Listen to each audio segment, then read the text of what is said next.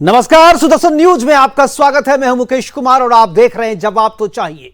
जवाब तो चाहिए में आज हम बात करेंगे इस्लामिक स्टेट ऑफ बिहार की। अब आप सोच रहे होंगे कि यह नया स्टेट विश्व के मानचित्र में है कहां, तो आपको बता दें कि इस इस्लामिक स्टेट को विश्व मानचित्र में ढूंढने में यदि आपको दिक्कत हो रही है तो आप सीधा भारत के मानचित्र पर आ जाएं और माता सीता, गौतम बुद्ध, भगवान महावीर, सम्राट अशोक और गुरु गोविंद सिंह की धरती बिहार के मानचित्र पर आ जाएं।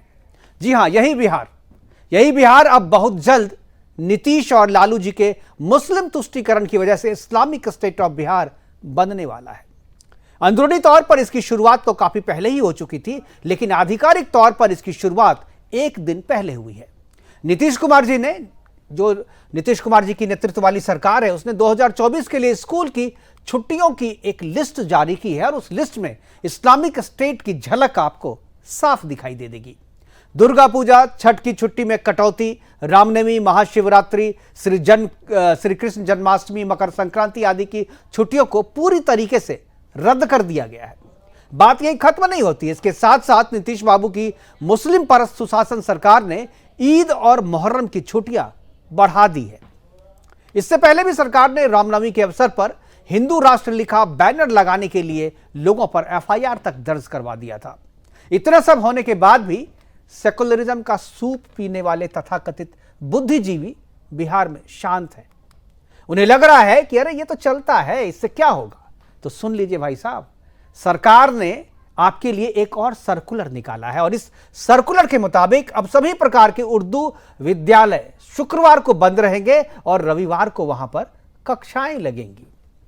और सुनिए हुजूर, केवल यहीं पे नहीं है, मुस्लिम बहुल इलाकों के सामान्य स्कूल भी जिलाधिकारी महोदय की अनुमति के बाद शुक्रवार को बंद की जा सकती है। और इन जिलाधिकारी को हुक्म कौन देता है? आपको सबको पता है, अमीर सुबहानी साहब हैं, जो कि चीफ सेक्रेटरी हैं बिहार के। पूरा बिहार जो है नीतीश और लालू की जो सरकार है वही चला रहे हैं।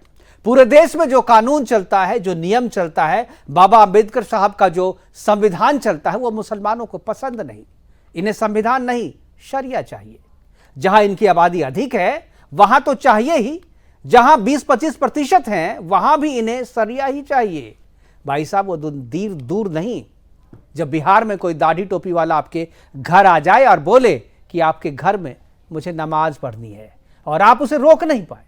रोकने तो अगर आप रोकेंगे तो सरकार एक सर्कुलर निकालकर इसे आधिकारिक तौर पर नियम बना देगी।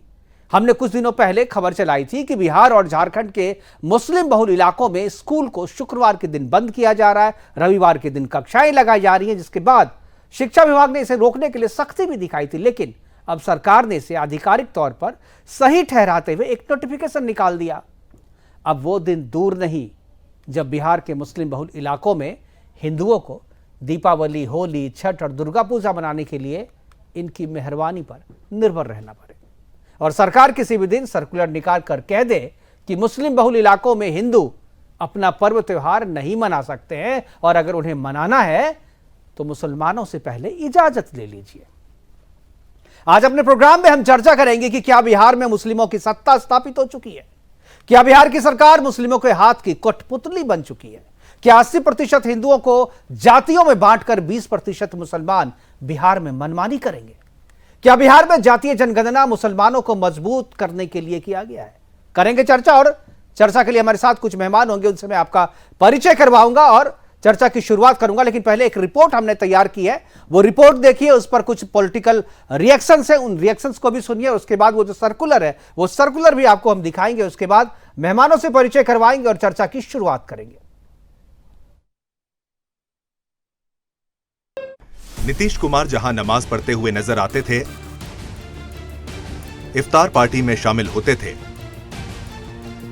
अब मस्जिदों में भी जाया करेंगे और जल्द ही बिहार को भी इस्लामिक राज्य बनाएंगे। जी हां, सही सुना आपने, बिहार में फिर से सियासी हड़कंप मचा हुआ है। अब हड़कंप की वजह बना है बिहार सरकार की ओर से जारी छुट्टियों का 2024 का नया कैलेंडर। जी हां, बिहार सरकार ने साल 2024 के लिए स्कूलों में छुट्टियों का कैलेंडर जारी कर दिया है, जिसमें हिंदू त्योहारों की छुट्टियों को रद्द कर दिया गया है या समाप्त कर दिया गया है। साथ ही बिहार सरकार ने उर्दू स्कूलों में जुमा के दिन यानी शुक्रवार को अब साप्ताहिक छुट्टी घोषित कर दी है। यानी बिहार में जिस इलाके में मुस्लिम आबादी ज्यादा है वहां अब जुमे के दिन छुट्टी होगी।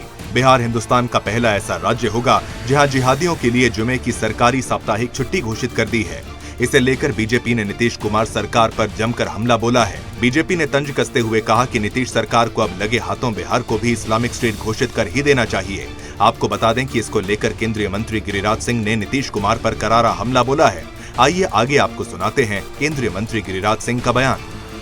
फिर नीतीश सरकार ने तीसरी बार तुगलकी फरमान जारी की है और मैं कहना चाहता हूं कि जिस तरह से हिंदुओं के छुट्टियों को शिवरात्रि जैसे महापर्व, जन्माष्टमी जैसा महापर्व, इन छुट्टियों को काट दिया गया है और ईद बकरीद की छुट्टी जो मुसलमानों में बढ़ा दी गई है।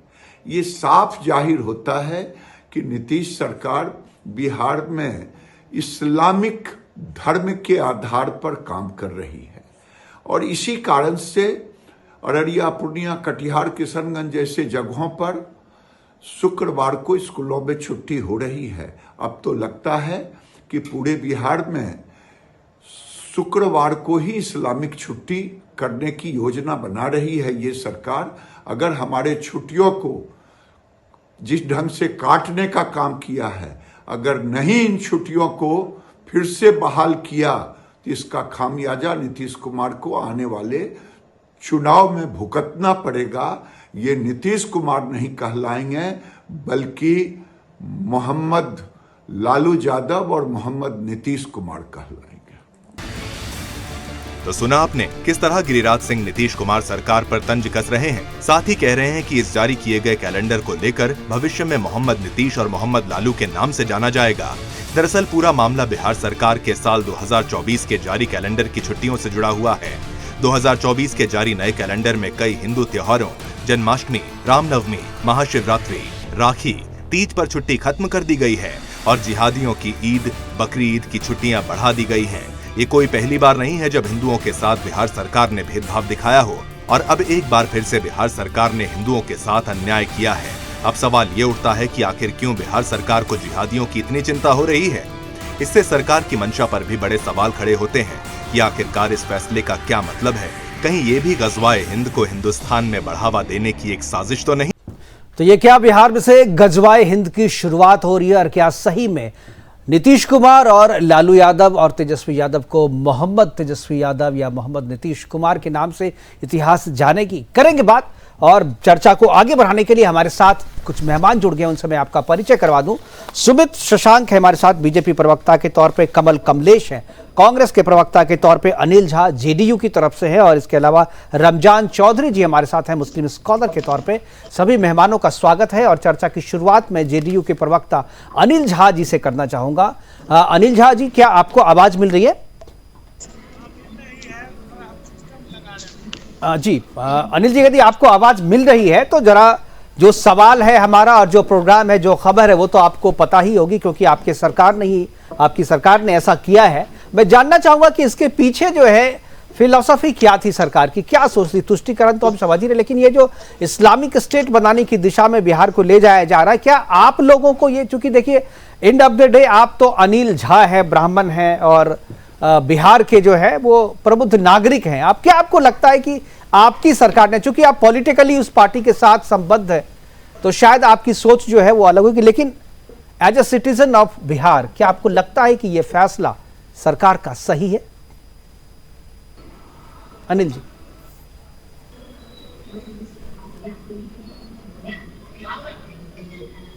जरा अनिल जी की आवाज दीजिए, आवाज नहीं पहुंच रही है। अनिल जी, आपकी आवाज म्यूट है, आप उसको अनम्यूट करें पहले। मोबाइल में आपने म्यूट करके रखा है, आप उसे अनम्यूट करें। अब ठीक है? हाँ अब ठीक है, बोलिए जी। मूल बात है कि मैं जब से शिक्षा के क्षेत्र में खासकर स्कूल में देख रहा हूँ, साल में 60 दिन की छुट्टी होती थी और अभी भी जो है तो 60 दिन से ज्यादा अगर छुट्टी सरकार के स्तर पर निर्णय हुआ हो क्या, हाँ, 60 दिन में कमी कर दी गई हो, इसमें एक बात बनती है। 60 दिन छुट्टी तो है ही साल में, हर एक गर्मी छुट्टी मिला के और जो भी त्योहार का छुट्टी होता है सब मिला करके 60 दिन का छुट्टी कैलेंडर शिक्षा विभाग या हमारे जो विश्वविद्यालय स्तर के जो भी संस्थान हैं वो लोग 60 दिन का छुट्टी आज से नहीं पूर्व से दे रहे हैं। तो इसमें हाय तौबा करने का क्या जरूरत है? बताता हूँ हाय तौबा क्यों, चलिए हाय तौबा क्यों है सुमित शशांक जी बताएंगे। केवल इतनी अगर आसान होती सब चीजें तो लोग इतना विरोध ही नहीं करते। वही कह रहे हैं कुछ लोगों को सेकुलरिज्म का जो सूप पी के आते हैं ना उनको इसी तरह सब चीज सामान्य लगता है, लेकिन जो मैं कह रहा हूं उसका असर अनिल झा जी आपके जनरेशन, आपके परिवार पर भी पड़ेगा, आपकी जो आने वाली पीढ़ी है उस पर भी पड़ेगा। और ये जो आज बात आपने कही है ना इसका जवाब आपको अपनी अगली पीढ़ी को भी देना होगा, क्योंकि जितनी आसानी से आप ये बात कह गए ना इतनी छोटी बात ये है नहीं। शशांक जी हमारे साथ है, सुमित शशांक जी ये बताएंगे ये कितनी बड़ी बात है। शशांक जी देखिए मुकेश जी, मैं सिर्फ इतना बताऊंगा कि एक बात जो अभी आपने कही कि अनिल जी को आने वाले जनरेशन को बताना पड़ेगा, तो निश्चय ही इन्हें जवाब देना पड़ेगा।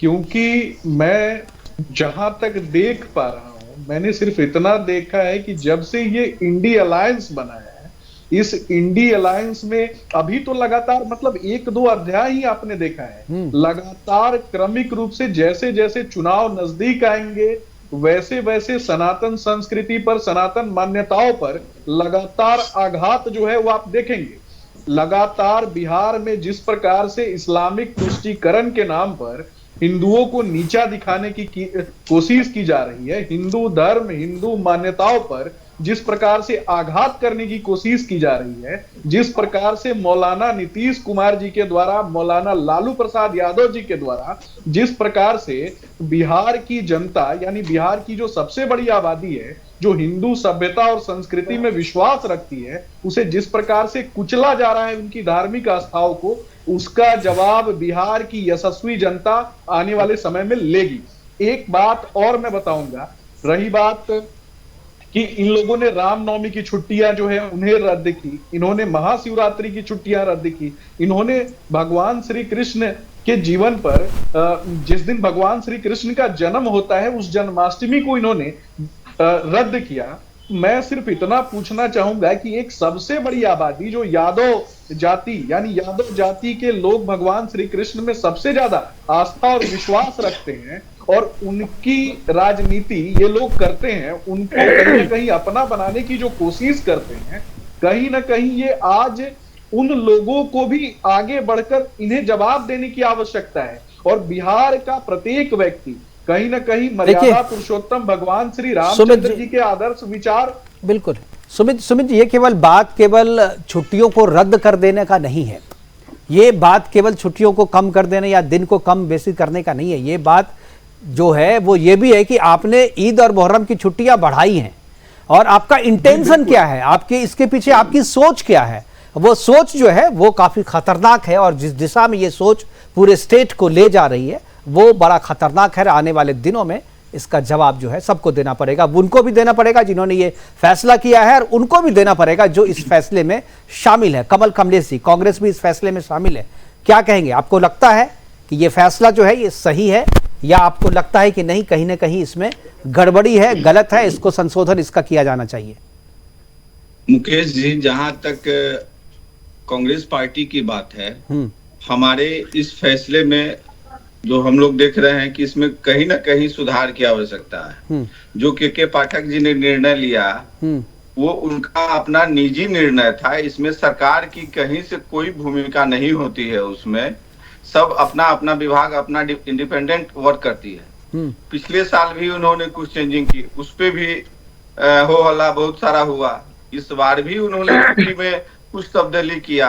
अब उनकी क्या मंशा है ये तो समझने वाली बात है। आप कमलेश जी ये कह रहे हैं, आप ये कह रहे हैं कि जो सचिव हैं, शिक्षा विभाग के जो सचिव हैं, ये उनकी गलती है, ये उनकी अपनी निजी सोच है जिसकी वजह से वो ऐसा फैसला है, ये कह रहे हैं।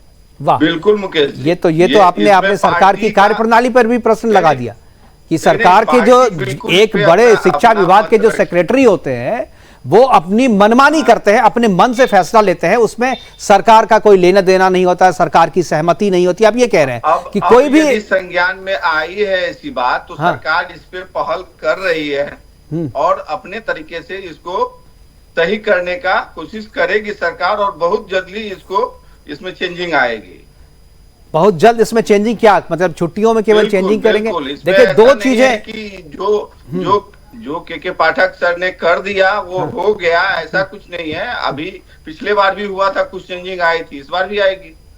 अच्छा, तो आप कह रहे हैं कि सरकार जो है भूल सुधार करेगी, सरकार भूल सुधार करेगी। ये बीजेपी की मानसिकता इसमें अब इसी से झलकती है कि वो हर चीज को जो है, शिक्षा हो, स्वास्थ्य हो, चाहे जो भी चीज हो, वो हर चीज को हिंदू मुस्लिम से जोड़कर और उस ट्रायंगल पे लाके खड़ा करती है किसी भी चीज को, कि यहाँ कुछ भी यदि होगा तो हिंदू मुस्लिम के बीच में आ जाएगी। तो एक चीज बताइए, एक चीज बताइए कमलेश जी, इसमें हिंदू मुस्लिम नहीं है तो इसमें विकास आपको कहाँ दिखता है? क्या है इसमें? भ्रष्टाचार है, विकास है, या वैज्ञानिक सोच है, क्या है? अगर इसमें हिंदू मुसलमान नहीं है, आप हिंदू की छुट्टियों को कम कर रहे हैं, मुसलमान की छुट्टियों को बढ़ा रहे हैं, तो इसमें हिंदू मुसलमान नहीं करेगा लोग तो क्या करेगा? नहीं, विकास की बात हो रही है कहेंगे हम। तो छुट्टी की यदि बात हो रही है, हाँ। इन्होंने छुट्टी काटा है तो छुट्टी बढ़ाया भी है, पहले 20 दिन की। तो वही तो कह रहे हैं कि आपने शिवरात्रि की छुट्टी हटा दी, रामनवमी की छुट्टी हटा दी और ईद और मुहर्रम की बढ़ा दी, तो इसीलिए तो कह रहे हैं कि हिंदू और मुसलमान हो रहा है। इसमें सुधार की आवश्यकता है, मैं उसका समर्थन नहीं करता हूं। यदि इस छुट्टी को इन्होंने हटाया है, तीज, जितिया, गोवर्धन पूजा, जन्माष्टमी, शिवरात्रि की छुट्टियां यदि खत्म की है, तो इन्होंने रविदास और अम्बेडकर जयंती को इसमें लागू किया। ठीक है, ये तो केवल एक पार्ट है, ये ठीक है। छुट्टियों पे तो विरोध है, वो सर्कुलर जो हो सकता है के पाठक जी को वापस लेना पड़े, सरकार कर ले इसमें। लेकिन ये जो शुक्रवार के दिन जो स्कूलों को खोलने का, बंद करने का निर्णय और रविवार को खोलने का जो फैसला है, इसको कैसे देखते हैं आप? कुछ ऐसे डिस्ट्रिक्ट हैं जहां पे ये है, हाँ। ऐसा हर जगह नहीं है। मतलब कुछ डिस्ट्रिक्ट में आप कानून तोड़ सकते हैं, कुछ डिस्ट्रिक्ट में ऐसा है। मतलब ये भारत में एक पार्ट ऐसा भी है, बिहार का एक हिस्सा ऐसा भी है जहां पर आप संविधान को नहीं मानेंगे तो कोई बात नहीं, सामान्य सी बात है। पांचों उंगली एक समान नहीं होते, इसमें संविधान कहां से आ गई भाई? तो संविधान ही कहता है ना, संविधान के हिसाब से ही नियम बनते हैं ना सर। तो आप अगर आप ये कहेंगे, आप किसी, देखिए हमारा प्रेम्बल जो है, हमारे संविधान का जो प्रस्तावना है, प्रस्तावना में ही साफ लिखा गया है कि we do not make any differences on the basis of caste, sex and religion. Caste, sex और रिलीजन के आधार पे हम किसी भी तरीके का भेदभाव नहीं करेंगे, कोई भी कानून बनाएंगे तो। अब ये जो कानून बना रहे हैं आप, क्या इसमें नहीं लगता कि आप मजहब के नाम पे, धर्म के नाम पे आप जो है अंतर पैदा कर रहे हैं? ये प्रस्तावना का उल्लंघन नहीं है क्या? इसमें कहां से आपको प्रस्तावना की आपको ये आ रही है? कैसे नहीं भाई, जहां मुसलमानों की संख्या ज्यादा है वहां स्कूल जो है शुक्रवार को बंद रहेगा, ये शरिया कानून वहां पे लागू होगा, ये कौन कहता है? ये धर्म के आधार पे नहीं है फैसला, तो किस आधार पे है? कहां से आ गया ये धर्म के आधार पे बनाया गया फैसला है, ये धर्म के आधार पे लिया गया फैसला है जो कि गलत है, और इसको कोर्ट में चैलेंज करेंगे और एक दिन में जो है कोर्ट इसे खारिज कर देगी। लेकिन आप जो है तुष्टिकरण के कारण ऐसा आप कर रहे हैं। ऐसा रमजान चौधरी जी मुस्लिम स्कॉलर है, ठीक है, आप जो आप पॉलिटिकली बोल रहे हैं, आप पॉलिटिकली बोल रहे हैं, मैं समझ रहा हूं, आपकी मजबूरी है, आप इससे ज्यादा कुछ बोल भी नहीं सकते। मैं आऊंगा, रमजान चौधरी जी मुस्लिम स्कॉलर है, इनकी कोई मजबूरी नहीं है, देखते हैं क्या कहते हैं। रमजान जी, क्या आपको लगता है कि ये सही है, या आपको लगता है कि ये संविधान का उल्लंघन है? आप जो संवैधानिक तौर पे धर्म के आधार पे कोई भी कानून, नियम नहीं बना सकते, और ये जो फैसला है शुक्रवार को स्कूल को बंद करने का फैसला, ये रिलीजियस फैसला, ये धार्मिक फैसला है, सांप्रदायिक फैसला है। रमजान चौधरी। मुकेश जी, मैं तो कम से कम ये मानता हूं कि शिक्षा के बारे में हमें कम से कम शिक्षा को धर्म से दूर रखना चाहिए। क्योंकि शिक्षा में भी अगर हम धर्म को, या वो किसी भी धर्म की बात है, मैं मुस्लिम धर्म की बात नहीं कर रहा, अगर शिक्षा से धर्म को दूर नहीं रखा गया तो मैं समझता हूं कि एक दिन ऐसा आएगा जिस दिन हम, जो हमारे पास जितनी भी प्रणाली है, जितनी भी हमारे पास संस्थाएं हैं जो सही तरीके से शिक्षा दे रही हैं और जो स्कूल हमने कायम किए हुए हैं, उनमें भी अगर धर्म आ गया तो मैं समझता हूं कि फिर वो शिक्षा से भी हमारे बच्चे दूर हो जाएंगे। तो मेरा पहला पॉइंट तो ये है कि हमें शिक्षा से धर्म को भी दूर रखना चाहिए। दूसरी बात कि किस लिए छुट्टी हुई है, नहीं हुई है, या किस तरह से हुई है, मैं ये कहना चाहता हूं कि किसी भी मजहब की अगर गैर जरूरी बातें हैं तो वो चाहे किसी भी मजहब से हो, उनको इससे जोड़कर या छुट्टियां वगैरह का ताल्लुक करके कोई निशाना शिक्षा पे नहीं बनना चाहिए। और तीसरी बात यह है कि आज हम चाहे कांग्रेस हो, बीजेपी हो, समाजवादी पार्टी हो, जेडीयू हो, मुसलमानों को लेकर जिस तरह के कोई मोहब्बत में फैसले कर रहा है, मैं उसे भी इत्तेफाक नहीं रख रहा, और जो नफरत में फैसला कर रहा है उससे भी इत्तेफाक नहीं रख रहा। मैं हिंदू मुसलमान होने के ही खिलाफ में हूँ। काटने के लिए लगातार और अगर इस तरह की राजनीति हिंदू मुसलमान की करके ये चीजें की जा रही हैं तो मुझे उसका ऐतराज है। नहीं ठीक है, ये ऐतराज की बात नहीं, मैं आपसे ये कह रहा हूं कि क्या आप मानते हैं कि ये जो फैसला है बिहार सरकार का, ये सांप्रदायिक फैसला है, ये आप कहते हैं?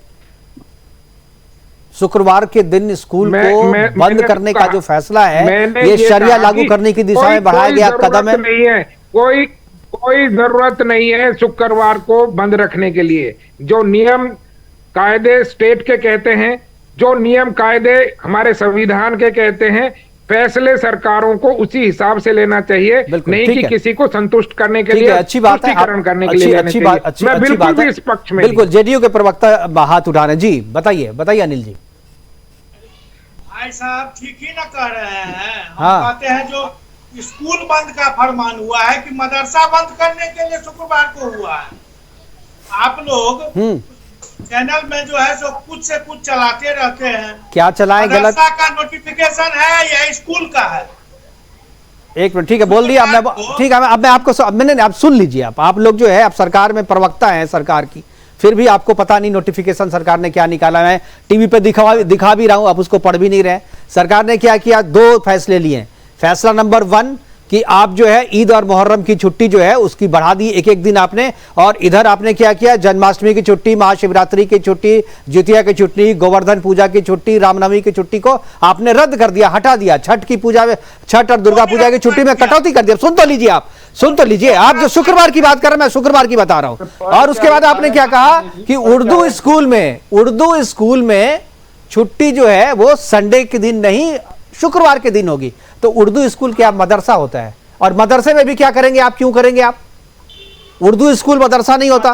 दूसरी बात, और क्या फैसला है उसमें कि दूसरे मुस्लिम बहुल क्षेत्र में चलने वाले सामान्य विद्यालय भी डीएम की सहमति के बाद शुक्रवार को बंद हो सकते हैं। ये क्या है? डीएम की सहमति क्यों बंद हो सकते हैं भाई? मुस्लिम, जहां मुसलमानों की संख्या ज्यादा होगी मनमानी करेंगे क्या आप वहां पे? नहीं, मुसलमान की संख्या ज्यादा होगी तो मनमानी करेंगे क्या आप? मुसलमान की संख्या जहां ज्यादा होगी वहां उर्दू स्कूल होगी। क्यों होगी? उर्दू स्कूल के अलावा सामान्य स्कूल में भी आप ये फरमान जारी किए है ना आपने? नहीं, ऐसा कोई नहीं फरमान है। अरे भाई, अरे इनको दिखाइए जरा सा। अरे मैं प्रोड्यूसर से कहूंगा एक बार दिखाइए वो नोटिफिकेशन दिखाइए जिसमें छुट्टी का रद्द किया। 12वां नंबर, ये देखिए इसमें क्या लिखा हुआ है। 12 नंबर पे क्या लिखा हुआ है इसमें देखिए। इसमें साफ लिखा हुआ है, मुस्लिम बहुल क्षेत्र में चलने वाले सामान्य विद्यालय में भी आप शुक्रवार की छुट्टियां कर सकते हैं अगर डीएम की सहमति हो। क्यों डीएम की सहमति जरूरी है? देख लीजिए, उक्त विद्यालय को रविवार को आने दिन की, हाँ 12 नंबर पे देखिए क्या लिखा हुआ है। हाँ, अगर लिखा हुआ है तो अगर का मतलब, आप तो भाई साहब चैनल के हेड हैं, आप तो सब जानते हैं। अगर का मतलब क्या होता है?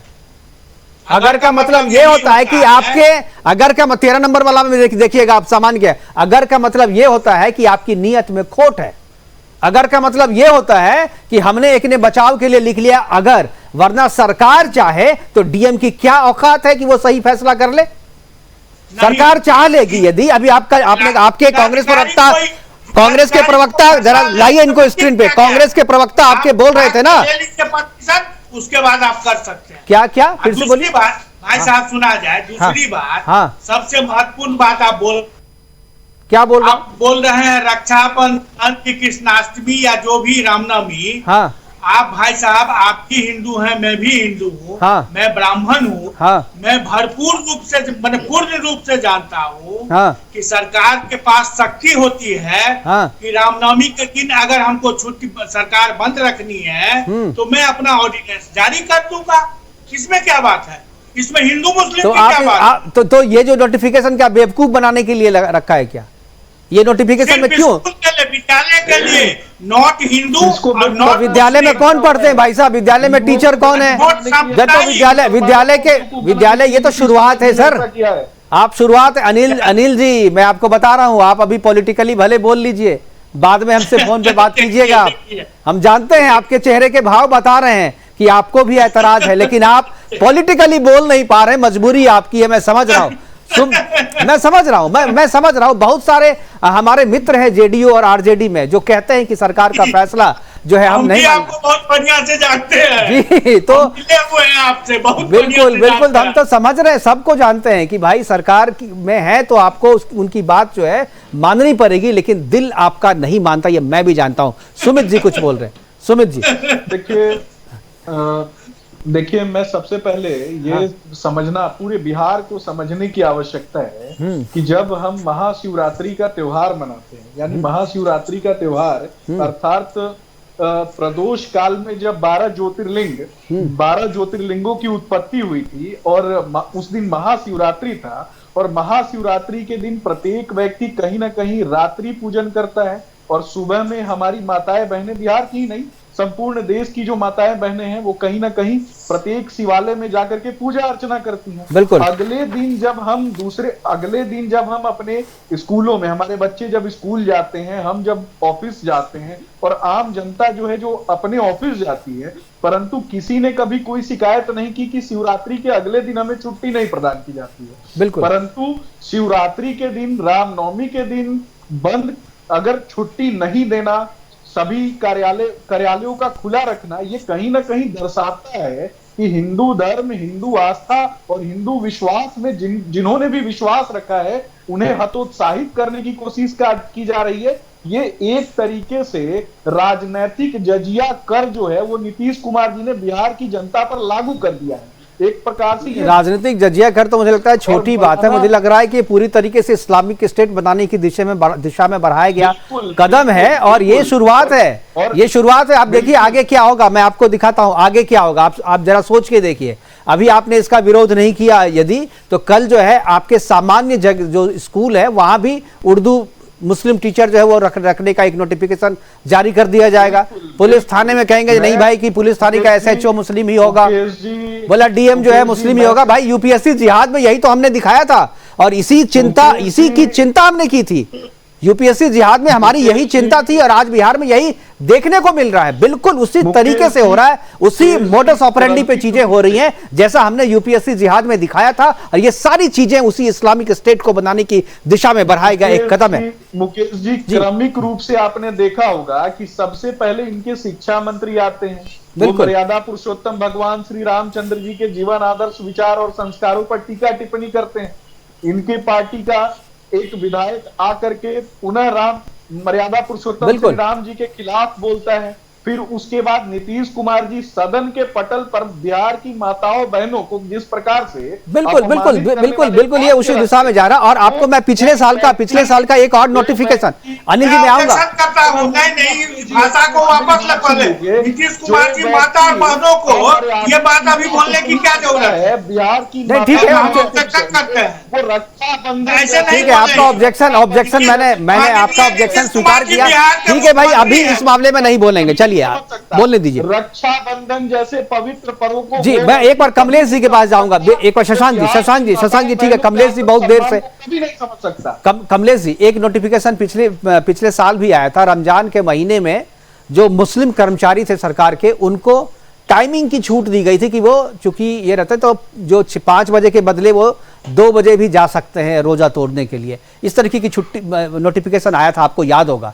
क्या नहीं लगता आपको जी कि बिहार की जो सरकार है, आपकी नीतीश लालू की सरकार, पूरी तरीके से शरिया कानून के हिसाब से चल रही है या मुस्लिमों के तुष्टीकरण के हिसाब से चल रही है? आप लोग कहाँ है उसमें? नीतीश कुमार की सरकार में आपके लिए कोई जगह है कि नहीं? हम लोग तो भाई चलिए बिहार से बाहर रह रहे हैं, आप तो वहीं पे रह रहे हैं। क्या आपको कभी इस बात की दिक्कत नहीं होती है इस तरीके के फैसलों से, कमलेश जी? नहीं, सरिया कानून की जहां तक बात है, नीतीश कुमार जी इसमें क्या कर सकते हैं? कौन करेगा भाई, वो मुख्यमंत्री आपने उन्हीं को बनाया है। नहीं बनाया है तो हाँ। छुट्टियों के बारे में जो है, हाँ। मैंने पहले ही कहा, ये प्रधान सचिव और तो मुझे लगता है तो अगर प्रधान सचिव मुख्यमंत्री से पूछे बिना इतना बड़ा फैसला लेते हैं तो मुझे लगता है या तो प्रधान सचिव को हटा देना चाहिए या नहीं तो मुख्यमंत्री को इस्तीफा दे देना चाहिए। आप तो गजब बात कर रहे हैं। ये तो दोनों में से एक काम होना चाहिए। आप ये क्या कह रहे हैं कि आप भाई प्रधान सचिव बिना, इतना बड़ा फैसला प्रधान सचिव बिना सरकार की सहमति के इतना बड़ा फैसला कर रहा है? मुकेश जी, सरकार में इतने डिपार्टमेंट है, हर एक डिपार्टमेंट को यदि मुख्यमंत्री ही गाइड करने लगे और अपने अनुसार से सारे संचिका को मंगवा के वो देखने लगे, तब तो फिर होने से रहा कुछ भी। ये उनका नहीं, चलिए मैं समझ गया उनकी कार्य क्षमता। अब चूंकि उनकी उम्र भी हो रही है, पहले तो वो ऐसा करते थे। नहीं, पहले तो वो ऐसा करते थे, मैंने देखा हुआ है। मैंने नीतीश जी के साथ अपने पाल करके बैठा हो, जो व्यक्ति प्रधानमंत्री बनने के झूठे सपने पाल के बैठा हो, ख्याली पुलाव बनाता हो, वो व्यक्ति उस व्यक्ति के अंडर में कार्य करने वाले ये गलत बात है। कार्य करते हैं, ये भी देखने की बात है।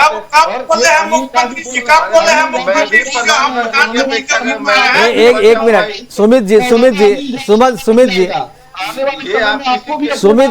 जी देखिए, आपकी बात पे आपत्ति ले रहे हैं अनिल जी आपकी बात पे आपत्ति ले रहे हैं। मुख्यमंत्री जी, जो कि हम प्रधानमंत्री के उम्मीदवार हैं, ये भी अपने नाम के आगे मौलाना अनिल झा लगाना पड़ जाएगा। जिस प्रकार से राज्य जो है वो चल रहा है, आने वाले समय में आपको ब्राह्मण होने आने वाले समय में बिहार के ब्राह्मणों को और बिहार के जो हमारे जो युवा साथी हैं, अनिल जी, कमलेश जी, सुमित जी, देखिए एक सामान्य सा सवाल मैं जानना चाहता हूँ, तो थोड़ा मैं अपने दर्शकों को भी मैं थोड़ा अपडेट करना, जानकारी देना चाहता हूँ। अनिल जी, जब आप लोग पार्टी की मीटिंग में नीतीश कुमार जी के साथ बैठते हैं या कभी मुलाकात होती है, तो क्या आप लोग ये पूछ पाते हैं कि सर आप ये सारे फैसले जो पॉलिटिकल कर रहे हैं, इसमें बिहार का भला हो रहा है या आपका भला हो रहा है? इस तरह से बातें पूछते हैं क्या आप लोग, कभी पूछ पाते हैं? ये अगर राजनीति में जो भी उच्च शीर्षस्थ पदाधिकारी हैं, जो भी हो, तो मुख्यमंत्री भी आते हैं और केंद्र में अगर कोई मंत्री पार्टी का रहता है, वो लोग भी आते हैं, और जितने भी माने पार्टी से जुड़े हुए लोग हैं, माने जो पार्टी का जो कोर टीम है, उससे कोई नहीं पूछता है। खास करके माने एक कार्य का हम लोग तो साधारण कार्यकर्ता की क्या हैसियत जो अपने आका के पास पूछे, जो कि सर आप बोले हैं जो हम प्रधानमंत्री बनेंगे, ऐसा नहीं होता है। नहीं, ठीक है, ये चीज तो चलता है, कहीं पर कोई नहीं पूछ पाता है। लेकिन देखिए मुकेश जी, आप पुराने खिलाड़ी हैं, इसीलिए राजनीति में मसाला लगाना तो आप मतलब लगवा देते हैं, लगाते नहीं, हम लगवा देते हैं। नहीं, मैं तो बड़ा छोटा खिलाड़ी हूँ, मैं तो पत्रकार हूँ, मैं खिलाड़ी तो हूँ नहीं, मैं पत्रकार हूँ और अपनी निष्ठा से, ईमानदारी से पत्रकारिता करता हूँ और सवाल पूछने से घबराता नहीं। सवाल मैं सबसे पूछता हूँ, ये बात तो सवाल में जो भी के पात्र है, सही, बिल्कुल। मैं रमजान जी से मैं एक चीज जानना चाहता हूँ। रमजान जी, क्या आपको लगता है कि बिहार की सरकार जो फैसले ले रही है, ये फैसले जो है पहले ऐसा नहीं था, जब सरकार नीतीश कुमार जब बीजेपी के साथ जब थी गठबंधन में, तो ऐसे फैसले नहीं थे, लेकिन राजद के साथ आने के बाद से इस तरीके के फैसले जो है वो ले रही है। क्या आपको लगता है कि पॉलिटिकली नीतीश कुमार जो है अब थोड़ा डिरेल्ड हो गए, या कहें जो गलत हाथ में पड़ने के बाद इस तरीके के फैसले लेने पे मजबूर हो रहे हैं, और ये फैसला नीतीश कुमार जी के कंधे पर बंदूक रख करके आरजेडी चला रही है? रमजान जी। मुकेश जी, पहले तो आप कितनी तारीफ करते थे नीतीश कुमार की जब बीजेपी के साथ थे, और आज वो फैसले सारे बुरे लगने लगे। मैं बिल्कुल सही, मैं तो नीतीश जी के साथ मैंने न्याय यात्रा कवर किया है। हाँ,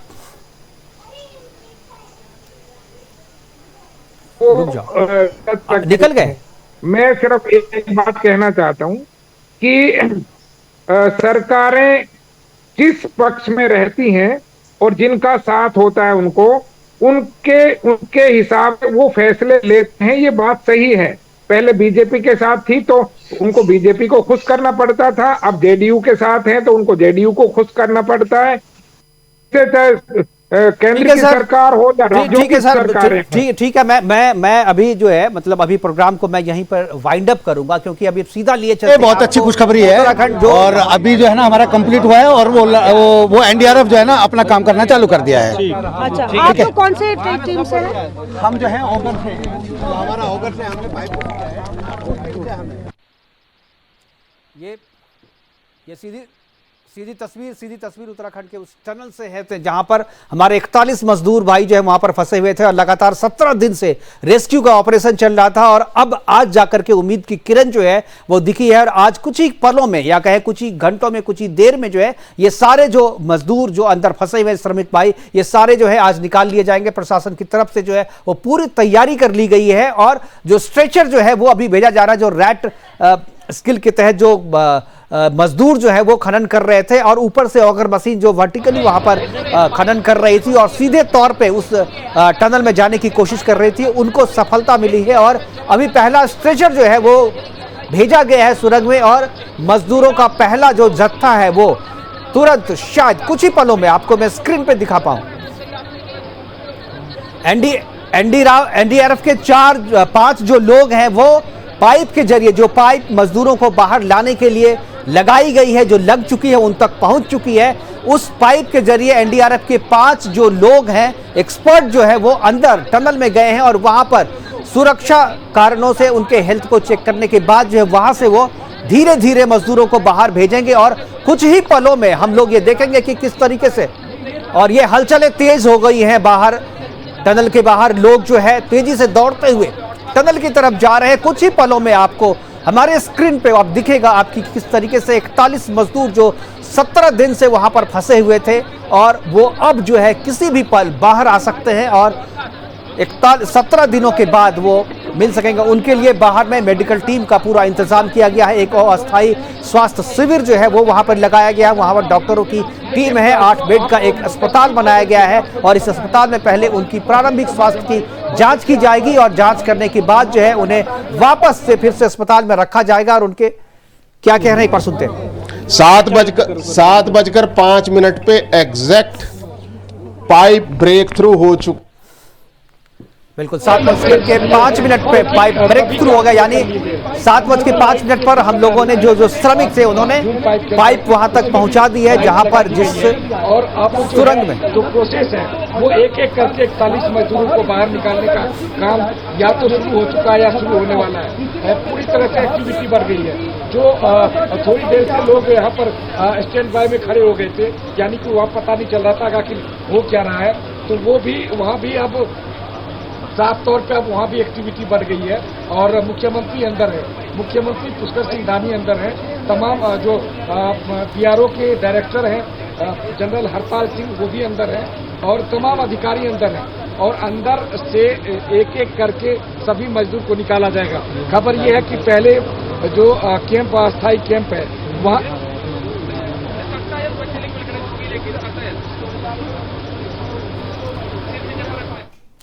तो 17 दिन से जो मजदूर फंसे हुए थे टनल में वो बाहर आ रहे हैं धीरे धीरे। कुछ ही पलों के बाद जो वो बाहर आ जाएंगे, और 17 दिनों तक जो फंसे हुए थे उनको आज मुक्ति मिल जाएगी। उसके बाद तत्काल उन्हें स्वास्थ्य जांच के लिए हॉस्पिटल ले जाएगा। हालांकि अस्थायी अस्पताल भी वहां पर बनाया गया है, यह भी लगातार हम आपको दिखाते रहेंगे यहां पर अपने स्क्रीन पे। लेकिन फिलहाल अभी वक्त एक छोटे से ब्रेक का, और अभी जो जवाब तो चाहिए, हम आप कह रहे थे कि पहला इस्लामिक स्टेट बिहार बनने जा रहा है, आंशिक शरिया कानून वहां पर लागू करने जा रही है बिहार सरकार, और धीरे धीरे लागू करते जा रही है। इस खबर पर भी हम अपडेट लगातार दिखा रहेंगे। हालांकि कांग्रेस के प्रवक्ता ने जो कहा कि शायद सरकार जो है ये नोटिफिकेशन वापस ले ले, अगर वापस ले लेती है तो ठीक है, अगर वापस नहीं लेती है तो इसके वापस लेने तक बीजेपी इसका विरोध करते रहेगी, और आने वाले चुनाव में यह एक बहुत बड़ा चुनावी मुद्दा भी बनेगा। फिलहाल अभी के लिए इतना ही, दीजिए इजाजत, नमस्कार।